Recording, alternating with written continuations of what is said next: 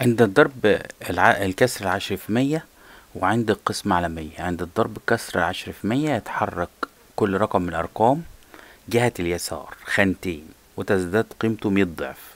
وعند القسمة على 100 بيتحرك الرقم جهة اليمين خانتين وتقل قيمته 100 ضعف.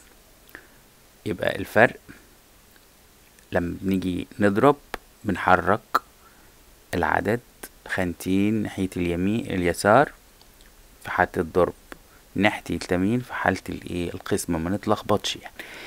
طب ما نتلخبطش ازاي؟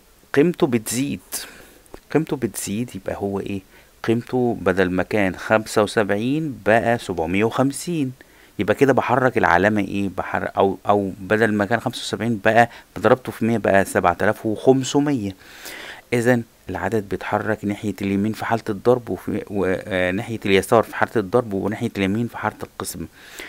طب وكده برضو كأني انا بضرب في لما اجي اقسم، كأني بضرب في 1/10، بقسم على 10 كأني بضرب في 1/10، او بقسم على 100 كأني بضرب في 1/100. دي قاعدة برضو في عمليات عملية ان الواحد على 100 دي على 10 دي معناها ان بقسم على 10.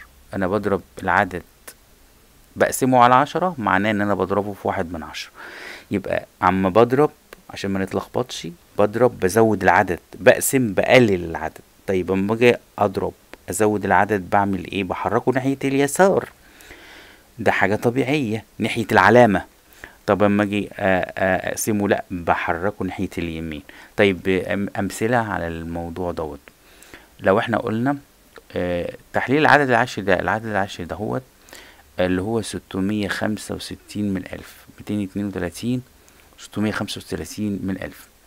اما نحب انه نحلله نقول هو بيتكون من 231. ماشي، ادي 200، العدد ده 231، 200 وادي التلاتين اهيت. ماشي، ادي التلاتين وادي الواحد، 231.